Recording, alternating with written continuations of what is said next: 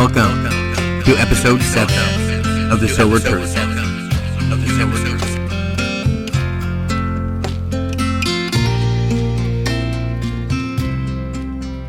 Hello, and thank you for joining me today for episode 7 of the Sober Truth.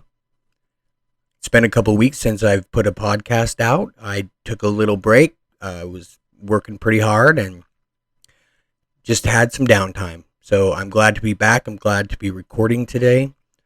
I'm going to get right in it. I think I'll just report to you that after the last episode where I was talking about, having some troubles working my program, I just want to let everybody know that I'm back to doing it. I kept my commitment to you all that I would get back on track, go to more meetings, get my sponsor, write in my journal.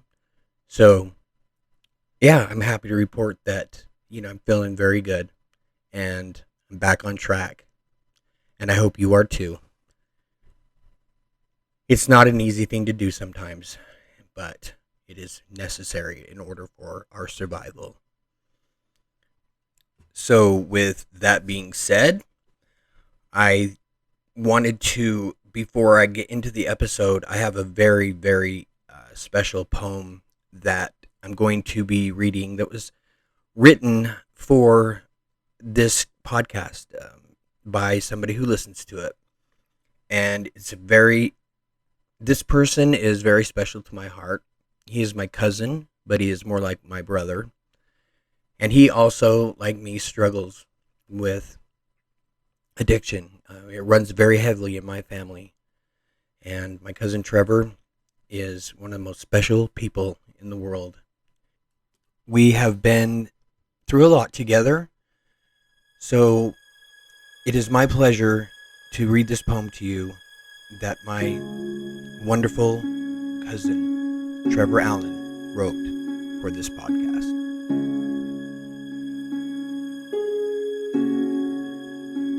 Dedication to the Sober Truth by Trevor Allen. Light is truth. Truth is light. Ofttimes crippled by the blinding night. Chemicals, habits, and all forms masquerade as soothsayers. Eventually we realize they are masks on truth slayers. I can't count how many times I fell and stumbled. Metaphysical scars felt like hell, and I was humbled.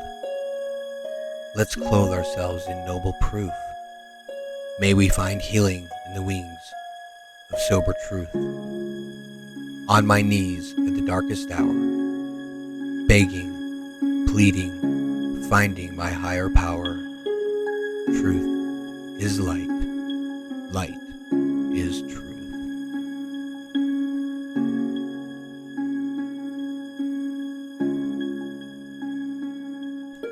Okay, well, thank you, Trevor, for sending that in.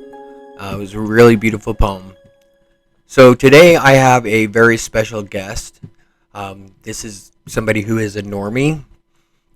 My husband, Travis. I thought it would be interesting for us to have a conversation about what it was like for him watching me go through my disease, watching me, slowly kill myself, and just kind of want to get a feel for what we kind of put people through and the difference in how he handles things now that he is in AL-ANON and working the 12 steps compared to, how he handled things prior to that. So basically what I want people to get from this is how important it is to work a 12-step program. Even if you're not, you don't have addiction issues, your loved ones definitely can benefit from Al-Anon. They can benefit from the 12 steps. And I have somebody here who can tell you that firsthand, what it was like.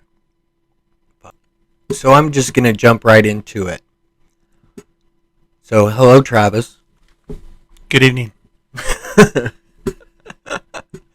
You may not be listening to this in the evening, so. um, anyway, so this has been going on for about 12 years, maybe even a little longer. About 13 years, I have been in and out of recovery, um, in and out of rehabs, not going to meetings, all of that. He's been here for it since the beginning when this started about when I was about 36 years old. So really kind of want to ask him what it was like in the beginning. Like, when did you realize that I had a problem, that I was being different, that things weren't right? Was there any sort of event that happened? Or As far as maybe the first time, if I remember, there was times when, he withdrew. I remember you withdrawing and going into the garage and staying in the garage all night long. It kind of, I didn't know what to say. He kept telling me nothing was wrong. And I had nothing to kind of reference from, because I didn't know anybody that was addicted or had problems with addiction. So when he was staying up all night building tents and houses in the garage, and you remember that, right? Yeah, no, it's totally true. That was when I first started using meth because I was running out of my oxycodones. Right, right. And you'd stay up all night, and I remember going out there, and he had built this entire room out of our garage out of tarps, and he had all these bookcases out there, and he even had a TV set up out there, and we would actually go out there and hang out because I thought, I got to hang out with him. But then he would sleep for 2 or 3 days afterwards, and I didn't know what was going on. I wanted there to be something wrong. I thought maybe it was mental. I didn't know, really. I mean, he was just not acting normal until it came out. I was told by somebody else that he was using meth, and then of course big fights happen, and before going to Al-Anon, before doing the 12 steps, I had no way to control how I was feeling. I didn't know what I was feeling. I just wanted to release my anger, and I knew better, right? I was, because I'm not an addict, I know the best. You're supposed to watch me follow my lead, and I'm all knowing, and Yeah, and you see that, and that's kind of what typical in this kind of a relationship is. The enabler absolutely is also the controller. right. And I enabled the shit up. Yeah, I'm a great enabler. I'm a great caretaker. I want to make sure that everybody's taken care of. That's part of my disease. It's what I'm working on right now. I'm on actually the 4th step, and I've went through the first part. Now I'm doing a deeper dive, which is really quite frustrating. And there's a lot of crap in my life that I never thought about until I started doing these 12 steps. That's why I think that it should be taught and explained, and had people do this throughout their even childhood and growing up. If you were to be able to go through these 12 steps, we wouldn't have this shit going on in the world today. Yeah, right. Even if it was, you don't have to be an addict to go through these 12 steps. Yeah, absolutely. So I think there was a time after that you found out about NA, I think, around that time. I don't know how you did, and you had suggested I go to a meeting, right? Because I was going down hard, and I needed help, and I didn't know what to do either. So that was the first time I was introduced to the 12 steps, and right. I think I only lasted about 60 days. Yeah, and being a good Al-Anon person, being a good enabler, I found him a place to go. I drove him there. I even went with him That's how good I am. And I sat with him through the meetings, and we talked about it on the way home. And I mean, I basically went to all the meetings, I think, with you, didn't I?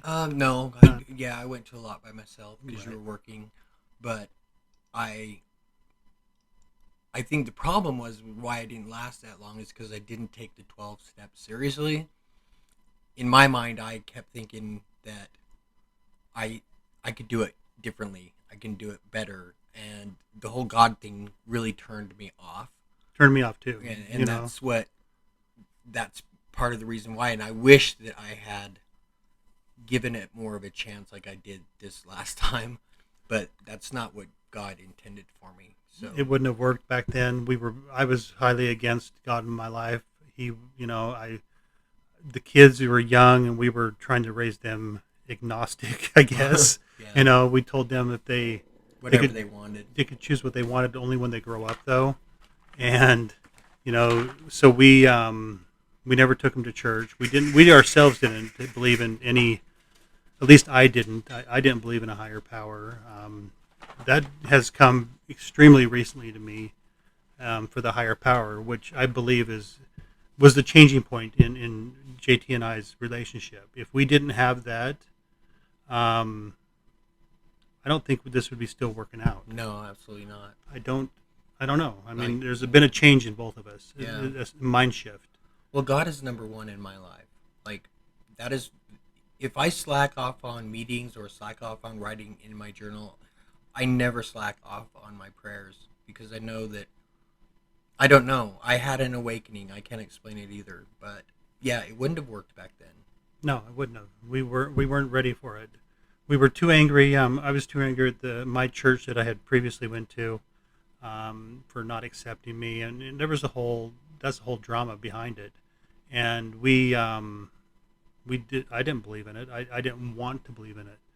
That's why every time the NA book and anything said God, I always changed it over to maybe doorknob or something, in my mind, because I was so stubborn. And I thought being stubborn was one of my assets, right? As I go through the 4th step, I find that it's maybe one of my flaws, which I hate looking at myself. Who does? Who wants to look at themselves, right? Yeah. But you have to. And you notice some of your shit, right? You're like, man, me being stubborn, that's not an asset of mine. That's not awesome. Yeah. But it should be. By hell, I'm damn stubborn. Yeah. And I'm awesome. You think? Yeah. So I think after that, my memory is so fucked up from all the drugs I've done, and there were periods of time when I was introduced to benzoids. Shortly after that, I did them so much that I literally in my mind have lost years of memory. I remember we would go to, this is back in the day when we still had Blockbuster to go rent videos, and we would go there, and I would say, ooh, let's watch this movie, and Travis would be like, we just watched that 2 days ago, and I was like, what? I've never seen this movie. And so it really, I think I might have had a little bit of clean time in between that, but not much. But the Xanax became my new way of coping with my addiction, and I know my fears. I know it was my fears now. I know it was a lot of things that happened in my life that I just wanted to quiet down, and drugs and alcohol were really the only way to do that. I think it was so between 2006-07, I just had periods of sobriety and then not. I wasn't really drinking back then. I mean, just a little bit, but it was mostly just trying to get my hands on methadone and my pills. I would get my and I'd get my oxycodone, and I'd go through an entire month's supply in 5 days, and then I'd get sick, and then the whole thing. But I didn't use meth. I had cut that off by then. Right. Yeah, because the tents, building tents, and I was out of my mind. And then, It was weird. I wanted my privacy. I wanted people to leave me alone. right. I felt like I didn't have any personal space because we had 3 kids and you and I and a dog and cats and I don't know. I felt like I needed just personal space, but I was out of my mind. Yeah. It was good times. It was good times. There was another time I remember at another house. We had just moved, and he came in 2 in the morning, woke me up, and he said there was the devil or somebody was out in the garage. An Indian woman. An Indian woman, yes, and he had blue paint on his face. He had been in the paint, and it was smeared all over his face, and it freaked me out. I was scared to death. I thought for sure we were being haunted. I got in the car and we drove to his mom's house. I thought that there was an Indian woman that was putting paint on my face and telling me all my, like, what animal I was. Like, she was this really old Indian woman. And I was convinced that was real. Yeah. It was freaky shit. Yeah. It really was. I was methed out. Pretty bad. Yeah, we went to his mom's, and I was like, there's something wrong with Jerry. He was Jerry at the time. Yeah. And, he stayed over there. We both did. I didn't dare going home. We made his poor mother sleep out on the couch, and we slept in her bed. I don't remember that at all. Oh, don't you? Yeah, it was freaky. There's been a few times, but we've handled them. Me being the enabler. So when the thing is when JT was sober, when he had the moments of sobriety, that's when I don't know my love because he's such a good, kind, carried. And that's when, that's why I loved him. I mean, it was the moments of sobriety that kept me going. And he had those. He didn't want to do this. He didn't want to be drunk. He didn't want to be methed out. So he would fight it, and he would fight it, and he would always have moments of sobriety, sometimes 2 weeks. And those are the moments I always lived for. Yeah. I'm sorry I put you through that. But... yeah, but you're right. You're right. I didn't want to be that person, but it had such a hold on me. It's because drugs and alcohol would take away the pain that I was going through, and the mind fuck. I'm sure a lot of you out there can understand that. If you've worked the 12 steps and how you get down to your basic fears. I'm not saying that as an excuse for any of my behavior because I am responsible for the way I behaved. I think shortly after that, I had moved to Pocatello in 2011 to be, to get that job at Allstate because I figured leaving Boise would cure you? Yeah, would cure me because I wouldn't know where to get away from Carrie. Yeah, get away from people who had drugs for me, and so I went down there, and within a month of being there, I totaled my car when had been drinking wine and taking Xanax. I ran into the back of this great utility truck. And I was going 45 miles an hour, and it was parked. And I just slammed right into it. My car was completely crunched. They had to use the jaws of life to get me out. I was hospitalized. And the cop gave me a DUI. He refused. I wanted a breathalyzer because I knew I hadn't drank enough. But he refused to give me a breathalyzer. When I was on the gurney, I was asking for a breathalyzer because I didn't want a DUI. Well, he stopped me with a DUI anyway. And the thing about this is, I ended up getting that DUI dropped because I had a friend whose wife was the public defender. Yeah. So anyway, she took my case, and I don't know what she did. I don't know if she hid evidence. No, they didn't draw your blood and run your toxicity. That's right. So they didn't know they couldn't prove it. Yeah, they couldn't prove that.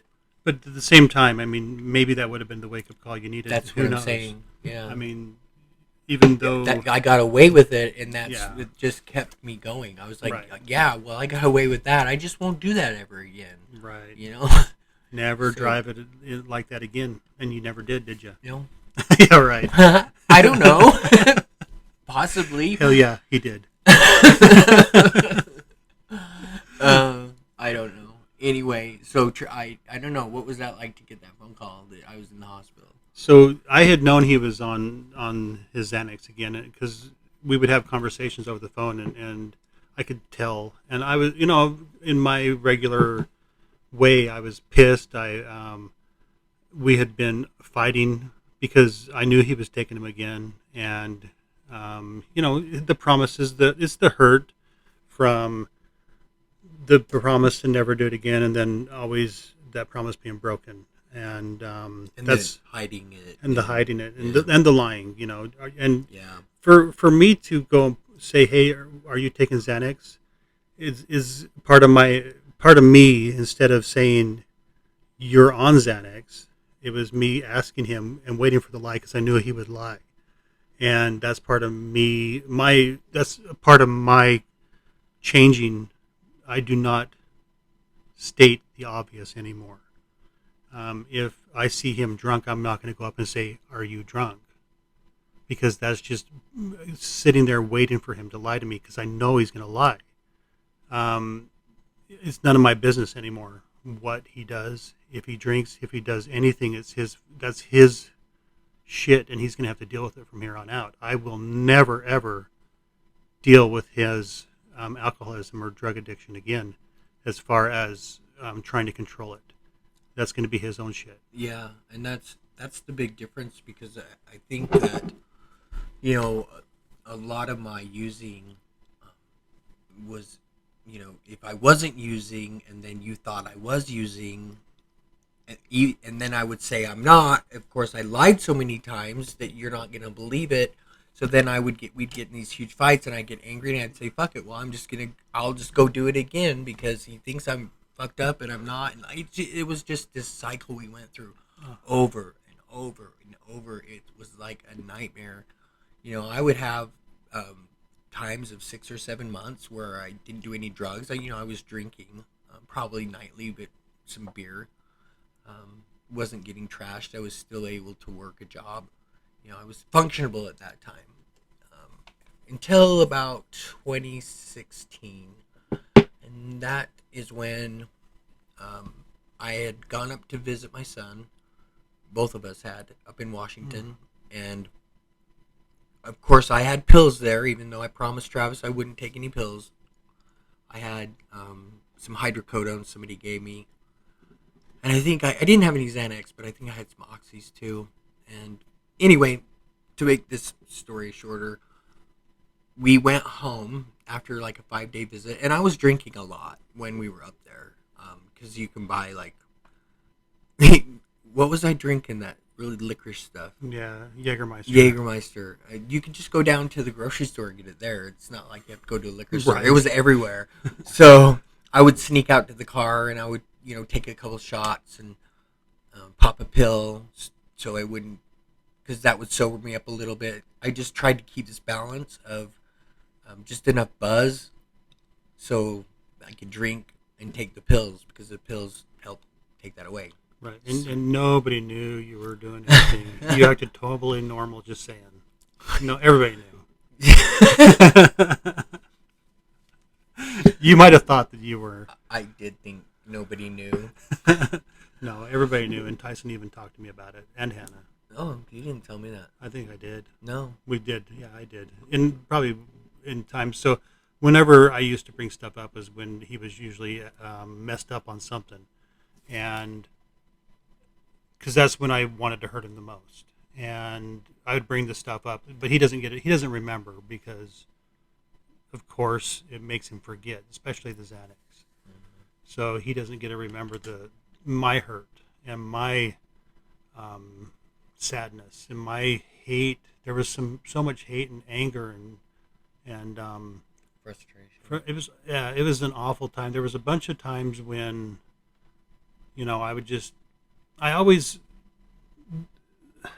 I always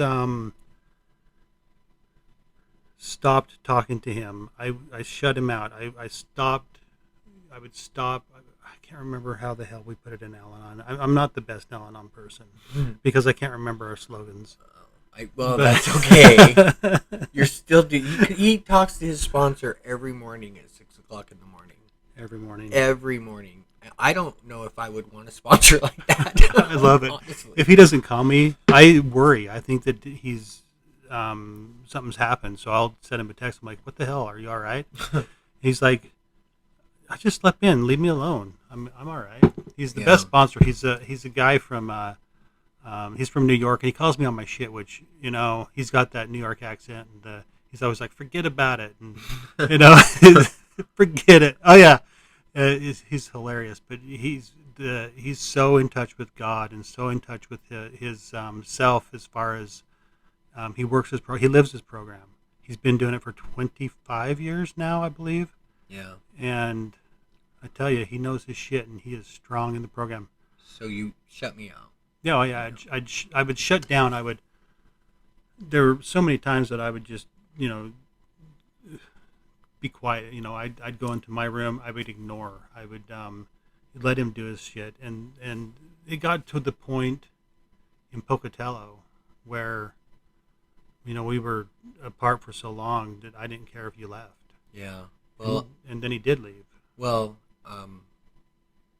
eventually. Yeah. I think, where I was going with this was Tyson had, I think he sent me a text message with a picture of a couple of pills on the floor. And I think he was asking me to, not come back to his house. Yeah. Yeah. I mean, he was angry. until I got my shit together, basically was what the text was. Because honestly, my 2-year-old granddaughter could pick those up. She could have swallowed them. She could have thought they were candy. It could have killed her. So that was absolutely like, I thought that was, my rock bottom. I thought, putting my granddaughter's life in danger like that, because I never thought about hurting anybody else. I was like, I was hurting myself, so I thought, who gives a fuck? I'm only harming me. Until that happened, I didn't realize that I was actually putting other people's lives in danger. Right. But that's when we took you to North Point the first time, right? Yeah. So, that was when I came close to suicide at that point, because I couldn't stop and I didn't know how. I literally could not stop. I wanted to so bad, but it was too strong. I couldn't beat it. I had no way of doing it. So that's when we looked up a rehab. I was pretty broken down. Yeah. And that's the first time I went to rehab, my first 30-day. Yeah. So it was good times. It was driving him down from Pocatello to Boise. He made me stop, I think, twice to get him alcohol. I don't know. Vodka. Yeah, I wanted to be really drunk when I got there. I was like, "We're taking you to rehab," and he's like, "That's the last time I'm going to drink forever.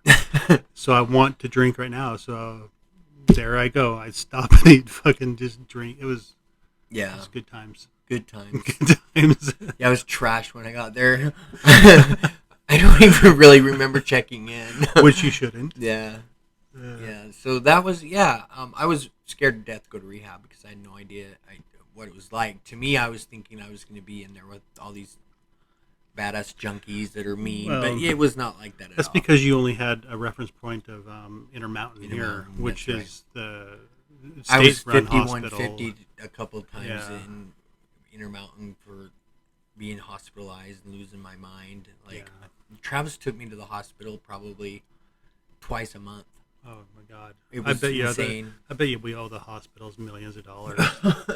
I mean, I can imagine. Yeah, I would get so fucked up and out of my mind, and then I would run out of whatever drugs I was on, and then I would get sick, and then I would have to go to the hospital. So a couple times I was sent 5150 over to Intermountain, and I only stayed a few days. I'd call him and be like, "Get me the fuck out of here! These people are crazy." And I would. He's like, "That guy's trying to pee on me." Yeah. I woke up and he's trying to pee on me. Yeah, it was terrible. But no, this rehab was different. Yeah. Yeah, you know what? I kind of skipped past that a little bit. Kind of want your insight, or like what was going on when you took me to the hospital a lot. Mm-hmm. When you were in the hospital and rehabs were the best time of my life because I knew you were safe and I knew you were sober. I would sit back and not think of anything but myself, and I never do that. I have a problem with that because for so many years I was thinking only of you and your disease. Yeah. And when you were in the hospital, when you were in rehabs, I didn't have to think about it. I loved it. It was amazing. It was When I'd spend like 2 or 3 days in the hospital. Yeah. Oh yeah, because it was 3 days where I didn't have to worry about anything. I could go to work and I didn't have to get 10 phone calls from me a day and and worry about when I come home having 1,000 pictures fucking up on the wall with staples. Remember that? Jesus, yes. Oh my God, the whole room was covered with just cut out pictures from magazines stapled to the wall. And he'd printed off probably 1,000 pictures, and they were stapled on the wall. 4 staples each, and there was literally 1,000 staples in the wall. When we moved out of there, I just gave the guy, I said, here's some paint. Keep our deposit. We're so sorry. Yeah. But I'm not taking those staples out of that wall. Yeah.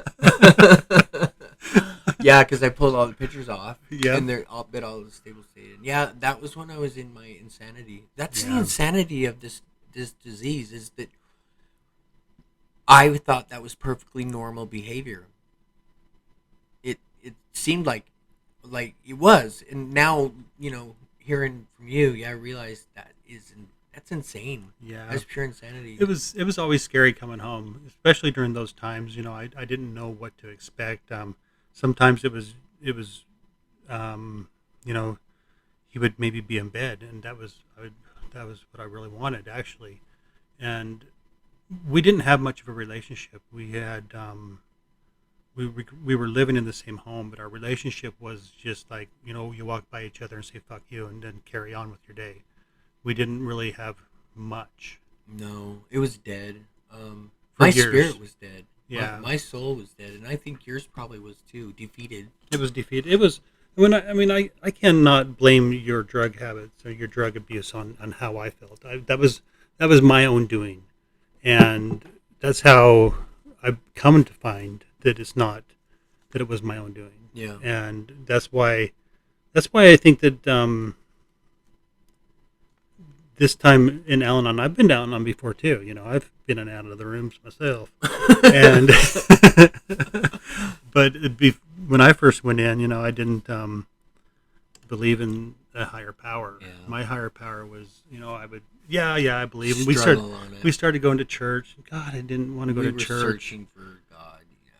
I can find my own higher power without God, and having Paul's actually, he's so spiritual, but he's also Christian. Catholic, and I don't hold that against him. If you listen to this, Paul, still love you.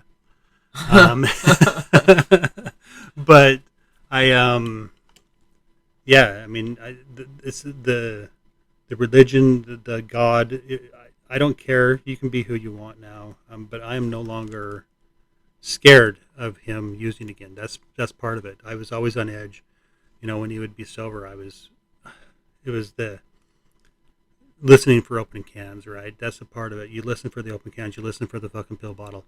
You listen for the snort of the crushed pills. Yeah. And I thought I was quiet. Oh yeah, you were so quiet. And I never heard you. Oh my hell! What were you doing? Have your ear to the door? Godfrey, no. You can tell when you go into the bathroom for a half an hour and come out smiling. There's something wrong. Yeah. Sometimes I would smoke meth in the bathroom.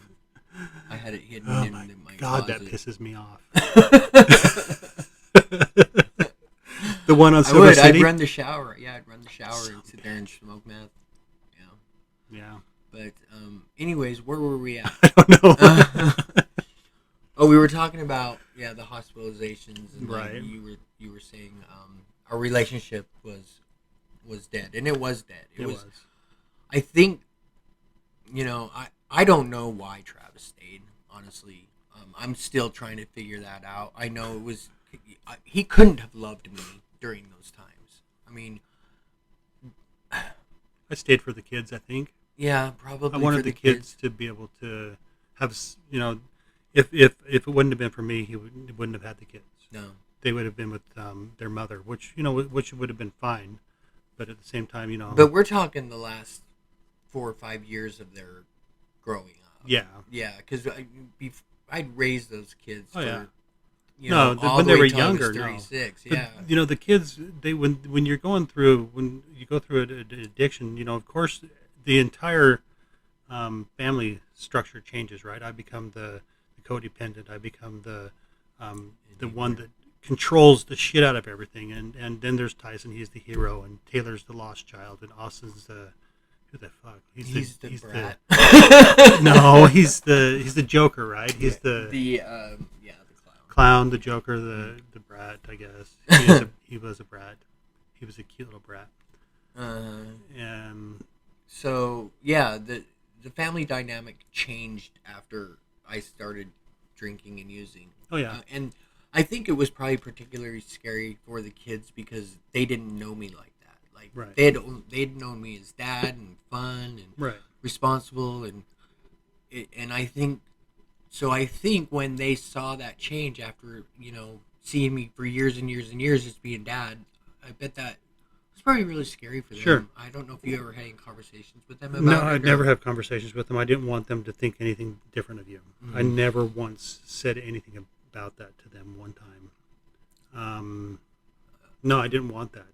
And they, in fact, we used to smoke a lot of weed, and we would do it. I thought that was all right, and we just we'd go out into the garage and get high and come in and play games with the kids, which, that was fun. But yeah, I was never we've been together for 23 years. We used to party. Yeah, it's not like I'm not an angel. I used to drink, and I would do the drugs. You were an alcoholic at one point, right? Yeah. I was, and. I'm able to put the bottle down. I'm able to put anything down. I mean, I haven't smoked weed for a year now, or you don't have the gene. Yeah. Yeah, you can just quit anything. I love it. I even quit smoking, but I vape. Whatever. Yeah. So, what were you saying? I don't know. Where were we? We were talking about. I was talking about the kids and how scary it must be. It must have been for them, and how it changed the family dynamic. It really. This disease, it affects everyone around it. Everyone around it gets sucked into the disease. It's that powerful. And it was more powerful in my mind to use the drugs and the alcohol rather than to be a responsible father. And I loved my kids. And that was all my life. My life was my children. I identified myself as father. That was my identity. Right. Did everything with those kids. We took them to Disneyland and Mexico, and they just had a really awesome growing up until that point. They still had an awesome growing up. I mean, there was a lot of times where you were sober. Yeah, I wasn't fucked up all the time. And I was there to fill in the gap in between. And there was your mother was always there, which.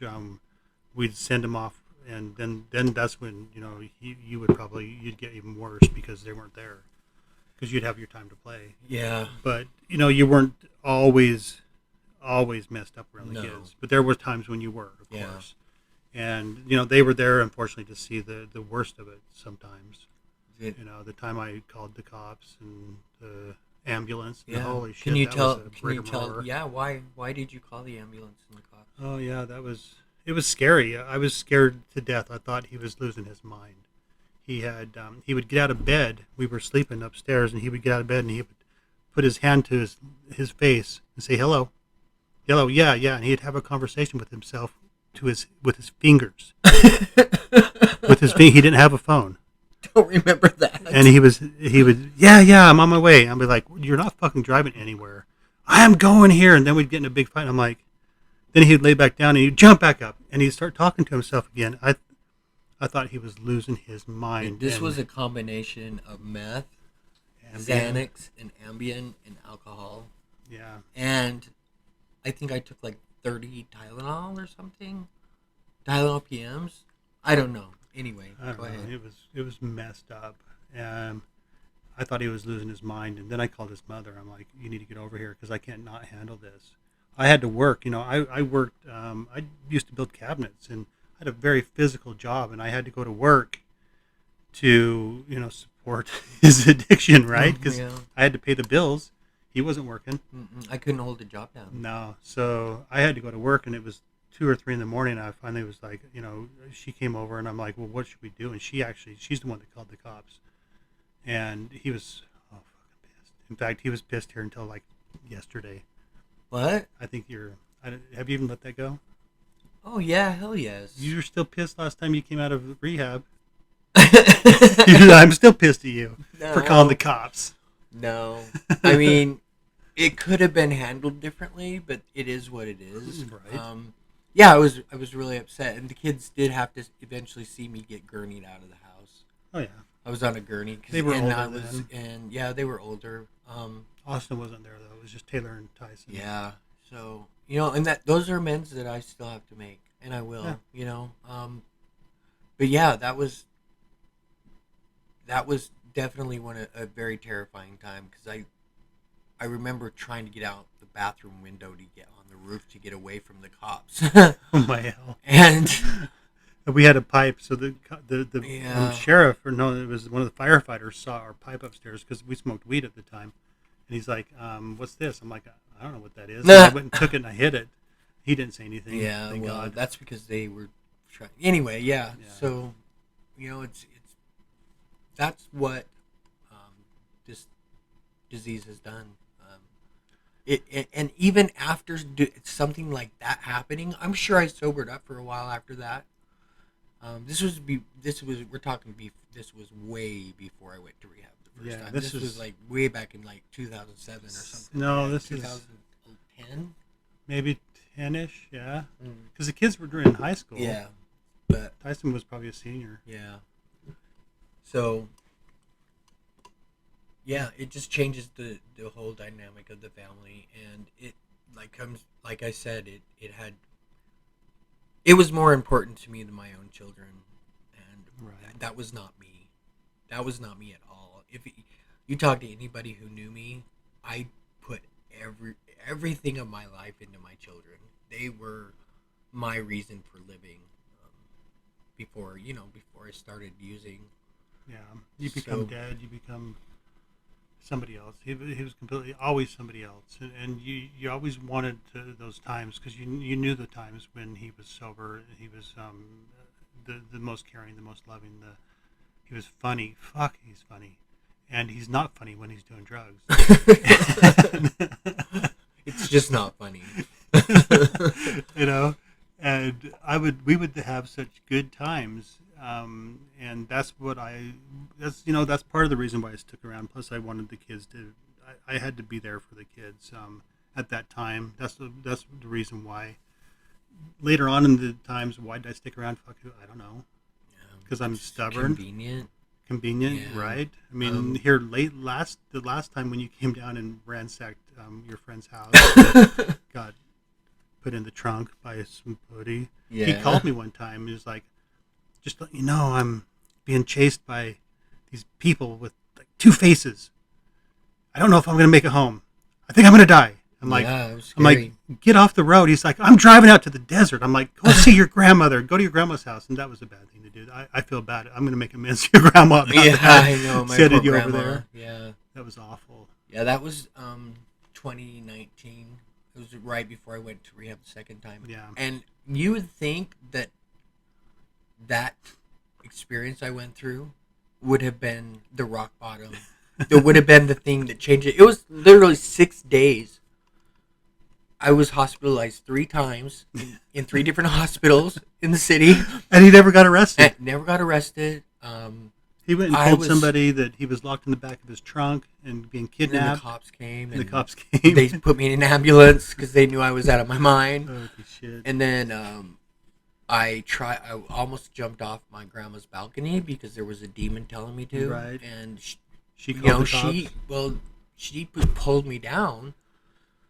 It's awful. And she scared her to death. It is awful. And I have made that amends with my grandma.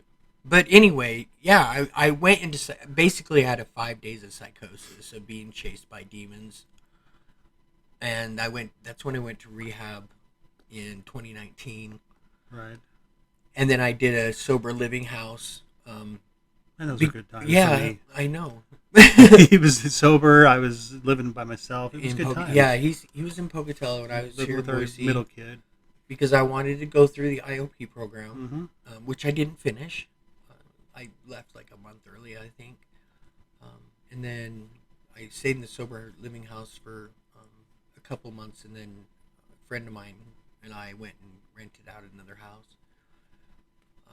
Then my grandmother passed away. And that was a ways down the road. No, it was yeah. Your grandma's not been dead that long. She died in 2019. Your grandma did? Yeah. So anyway, oh.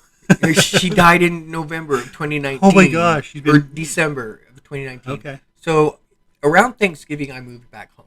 All right. I moved back in with Travis. I don't even remember what the circumstance was. I think I just wanted to come home. I wanted to be with my dogs. I was, I was homesick and I was cured. He was cured. And I was too, because I was going to AL-ANON. Yeah, but I wasn't working the steps. Neither was I. I was going to meetings like 3 or 4 a week. I was doing that, and I was hanging out with only sober people, but I was not working the steps. I had a sponsor, but did I fucking call him? No. Did I it was all lip service. I talked the talk, but I didn't walk the walk. And so when I moved back home, I started going to a meeting here and there, but they're so lame in Pocatello. That was always the excuse, right? I mean, meetings are so bad. They're, I'm not getting anything out of them. And I get that. I wasn't really getting anything out of my meeting. I don't know. I could have. I'm sure of it. I'm sure that I could have got what I put into it what I got out of it, right? Which wasn't a lot. I went to one meeting. I pretended to read the big book. I didn't do any of the steps, and I pretended to believe in God. Yeah. In a higher power. And so at this point, between 2016 and 2019, we're talking about, I'd already gone to rehab twice. I did have a little bit of clean time in there. There was some times when I was okay. There's always 2016 and 2019. Yeah. He had to sober up some. There would be 2 or 3 days in there where he's always sober. Oh, I would go longer than that because I would be out of money. Right, but you always had friends that would always give you your shit because we were always going out. Yeah, it was a 24/7 job for me. That's all I did was seek out, get high, and then while I'm high, I've got to find the next high where I'm going to get the next high. And if I can't get the next high, then I've got to get down to the liquor store. Right. And then sometimes, I would be so desperate in the mornings that first thing, I couldn't wait till 10 o'clock to go to the liquor store because I was getting sick. And take the kratom. The kratom was the worst shit too. It was horrible. It was a fucking prison. Yeah. So, what was it like to get your hopes up, and think that this is it? He did the sober living house. Now he's back home. Thank God I was sober during my grandma's funeral, though. Yeah. My grandma passed away while I was clean, and that is a miracle. Yeah. Because my grandma, she loved me a lot, and she told me before she died, she said she was proud of me. This is one of the last things she said to me. said she was proud of me, and she said, if you fall again, it's okay. Just pick yourself back up. What a cool person. She was always so caring and loving. She loved me. She loved you. She loved everything about everything. She didn't say anything wrong or bad or hateful towards anybody, unless they hurt her family. And then she would go to Mama Grandma, or Bear Grandma, and go kick some ass. I was just grateful that I was sober during that time, because when I'd go visit her, I was in my right mind. You were. And I could have better conversations with her. And you got to give the speech and up there. I spoke at her funeral, and I thought that I was cured. Well, he's never going to be cured, right? No. I mean, the thing is I don't sit there on the edge of my bed anymore and waiting for it. So that's what I used to do. Yeah. I would sit there and wait and listen. I mean, if you're in the bathroom for 6 hours, I don't give a shit. Whatever you fucking do. But because after Grandma's funeral, I think that's, I don't know when it started going downhill again. But probably like the end of January, so probably like a month or so. Yeah. But anyway, I think back to my question, to get your hopes up. Yeah. And then just, did you think that this was like never going to end? Like there was no end in sight for it. Like, Absolutely. How are we going to fix this fucking man? Because he's gone to rehab twice. He did sober living. He's done an IOP. Being in my disease, being in you and I were both in our own disease, being out of my mind, not knowing what to do, not having the tools to work through any problem, instead of blaming and just blaming you for everything. Yeah. Without that, we would never have got sober. You and I would never have got to where we are now. No. Ever. Absolutely not. To get my hopes up, back then it was always anger at the end, because I knew that there was a lie, and I knew that you were never going to get sober. I knew it. I did not trust a thing with anything. I knew it was going to happen again, and I just waited for it. Yeah. Yeah, the anticipation of, like, it's going to happen, but when, and what's it going to be like? So right, and it got really fucked up. It got really fucked up. Yeah, I started drinking, and then, and that's really all I was doing, was drinking a lot. We smoked weed. Yeah, well, I didn't smoke weed so much because I didn't like it. I don't like feeling down. I like feeling up. But, yeah, so he went to, I think, to stay with one of his brothers or sisters. No, I just went to Star Valley. You went to Utah, too. Really? Yeah. Oh, I was gone for a couple weeks? Yeah, you were gone for like 7 or 8 days. Yeah. And I thought it was a good idea, since he was out of town, and I knew this girl that I worked with that had meth. And oh boy, howdy. And I hadn't done meth in a long time. Like, it'd been a long, long time. Years. Well, not years. It'd been a long time. But, yeah, I did so much of it, and I had Xanax with me. And alcohol. Good times. Yeah, I went into psychosis again. I thought demons were trying to break into the house. I ended up shooting a gun out the kitchen window at like 10 o'clock in the morning. Jesus Christ.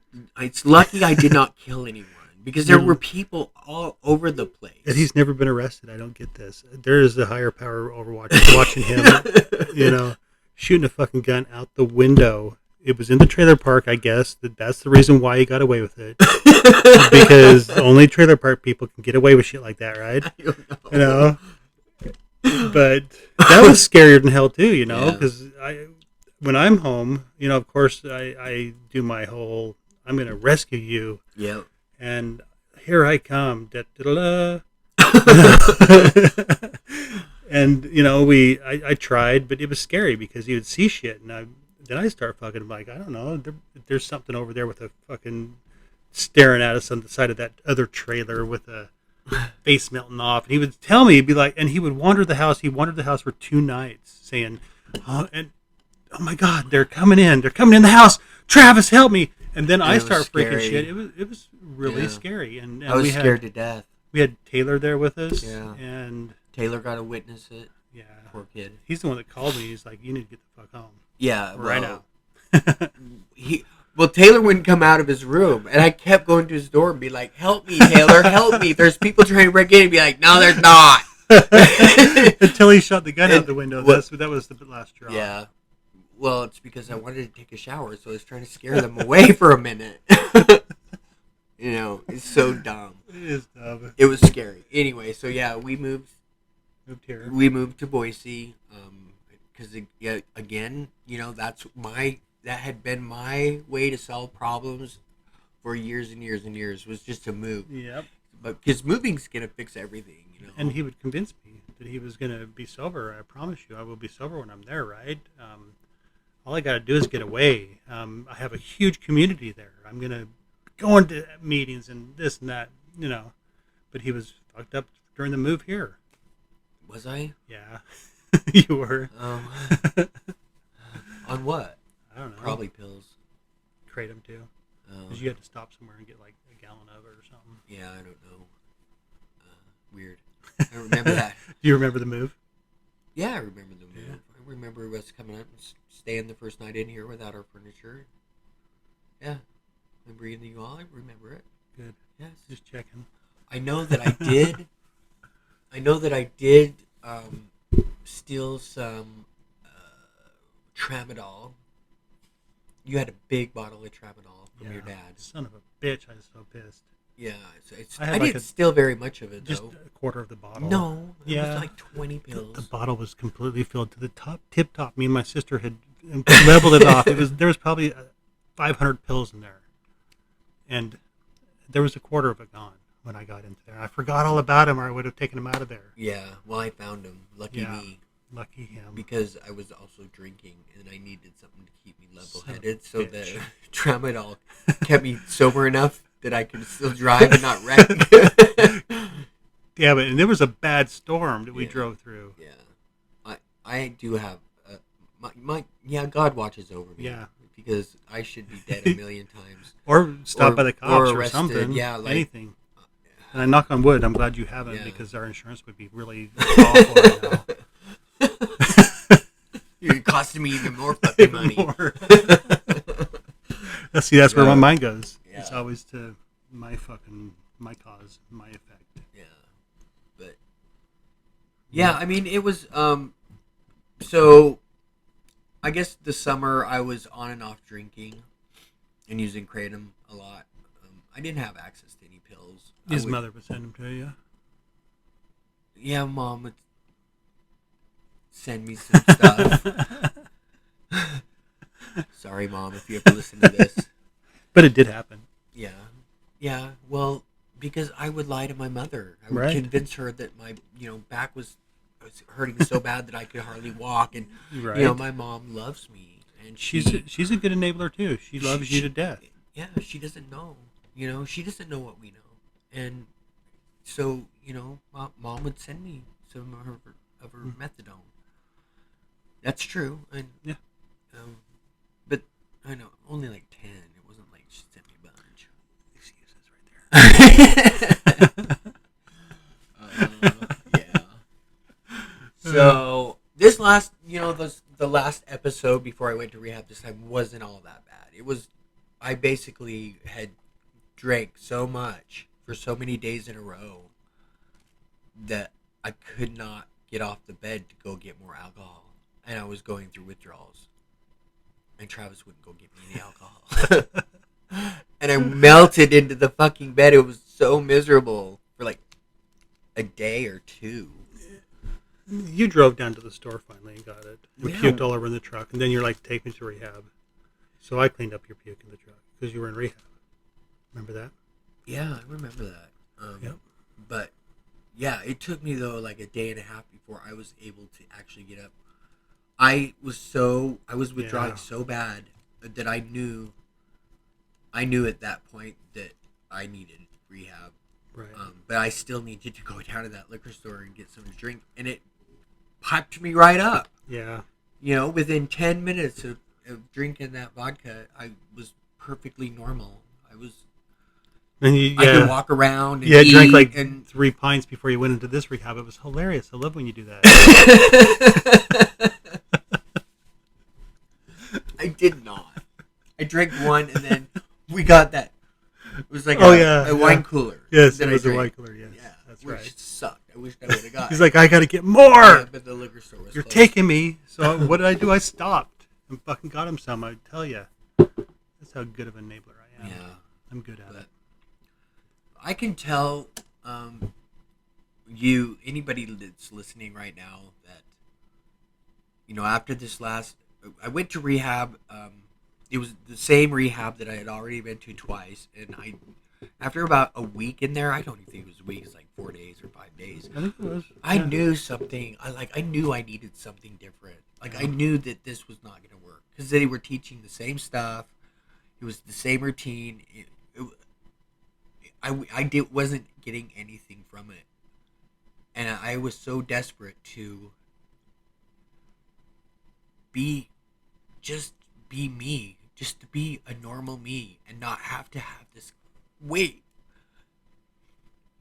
on me. This not to have this, not to disappoint everybody, and not to just be this fucked up person. I didn't want to be that. And so I ended up talking to one of the counselors in there, and I told her I had to go somewhere else, and so I did. Travis was able to set some stuff up to get me an airline ticket to go to Dallas. There was a really good rehab down there called the Meadows, Serenity View, and even after my I was coming up on my 30 days there, I still knew I needed something more. I got a lot from that program, though. It was a way, way better program. I got a lot better counseling and a lot better therapy, and it was just better. Right. I was able to get rid of some of my fears in there, to actually open up to people that didn't even know me, and talk about things that had happened to me. So getting that off was good. But yeah, I knew that wasn't going to be enough for me because I'd already fucking been through it. Right. I already done it 3 other fucking times. Right. And so that's when I made the decision to go to an IOP in Southern California. And I made this promise to myself when I got out that I was actually going to do AA. I said, I'm fucking going to do it, and I'm going to give it my all. It's probably not going to work, is what I thought in my mind, but I'm going to try it. I'm going to do it. I'm going to do it for a year. I'm going to get through the 12 steps. I'm going to do everything that I'm told. Because I don't ever want to be that fucking person again. I don't ever want that weight. I don't ever want that disappointment in my husband's eyes. I don't want to see that again. I don't want to tear shit up. I just want to live my life. And I just did what I was told, and I had a really great sponsor who guided me through it. And I don't know, something happened when I started praying, because at first I was not really, I was just praying to Mother Nature or whatever, this energy that I would put out. But something shifted while I was doing the steps. Something shifted in my prayers. And, I didn't have one particular moment where I was like, some people have epiphanies or whatever. It was just a gradual feeling, a connection that I'd never felt in my life.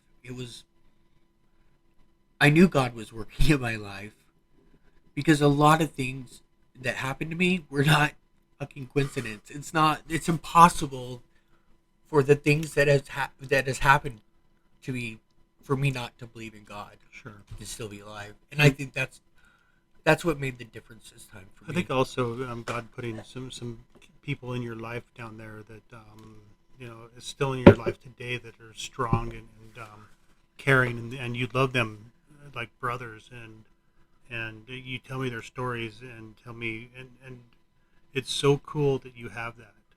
And I think that's one of the reasons why you're staying sober too. Is not the reasons why, but the reasons one of your whys maybe. Yeah, You know, for sure. because you have that friendship, you have those bonds with those guys, and you spent a long time with them. You know, Yeah, it was. and you guys went through a lot of shit, Yeah. right? Oh, yeah, absolutely. You know, We were. guys We from all all sorts sobered of up different. together, and when you do that, you end up telling each other your Yeah. darkest secrets, your worst things in your life, because that person's not going to judge you because they've done the same fucking Right. thing. I can imagine. And yeah, and cleaning up with those guys. I made friends that like I'd never made before, and they are my Absolutely. brothers, and they still are. Yeah. Yep. But And he's almost a year. August, yeah. I'm so proud of him. I can wake up in the mornings and I'm not scared. For the first time in 12, 13 years, I don't have that angst when I wake up. I know I'm anxious if Paul doesn't call me though. So, but no, he's calls me every morning. Now it's been almost a year. Yeah. Has it been a year? I've been gone a year. In August 21st. That's messed up. I don't think I went right to Al-Anon No, after you left. probably didn't. But I'm grateful that you did, because I don't think that I would be able to have a relationship with you. And that was one of my fears about coming back home, was because I had changed so much. I became literally a totally different person with a different name even. Like, I literally Right. changed my entire... You're like Madonna. You reinvented yourself. I am no longer JT, Jerry. Yeah. I'm JT. Yes, You I'm like know? Madonna. I love that compliment. Thank you. You're welcome. No, I was a different person, and I'd gone through all the steps, and it changed me. Like, it Right. literally just changed me. It's so crazy. If I had just fucking done that in the first place, I would have had to go through all that misery. Yeah, but we that got we wasn't had God's to. plan. And I know that I think that a lot of people have that the persona of what Al-Anon is, where a bunch of old women sitting in the back knitting a fucking sweater for their grandkids. Yeah. And bitching about our alcoholics, but we do nothing but say kind and loving things about our alcoholics and addicts, because that's who we love. We're there because we love them so much and so deeply that when they're sober, and even if they're not sober, we love them. We want them to be still in our lives, and we are trying to work on ourselves, and we're taking our shit and doing, and I don't know. There's so much still Just for me to working on do. yourself. Still so much for me to do. I don't know a lot. I mean, I've been doing it for almost a year now myself, and I'm just touching the barrel, right? I mean, I'm only on my fourth step, but I'm still working my steps. Yeah. It took me a long time to do the first, second, and third step because I'm a stubborn little bastard, and I have a hard time letting go of my control. And once I let that control go is when my mind shifted into letting God come into my life. When was that? Like, when did you realize that you felt different? Like, that God was truly there? Like, I think it was maybe when you were in California for a few months.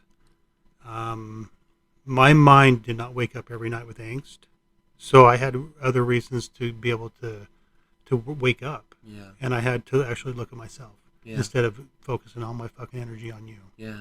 And that's where it was. I needed you to be working on yourself and Away from you. away from Yeah. me. Because if not, I never would have came to that conclusion. I never would have came to knowing that there is something other than me that's helping guide my life. Yeah. And if I don't have that, if I don't have it now, I don't know. I rely on it. I see it happening. I see shit changing in my life, and I don't think I'll ever stop. I Yeah. never will stop. No.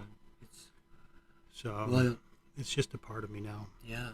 I want it. I'm to be a super part proud me. of you. I'm proud of you too. That's why I was nervous to come home though. But you changed. Like, the last couple of months, us talking on the phone, I could tell that there was something different happening with you. by our conversations.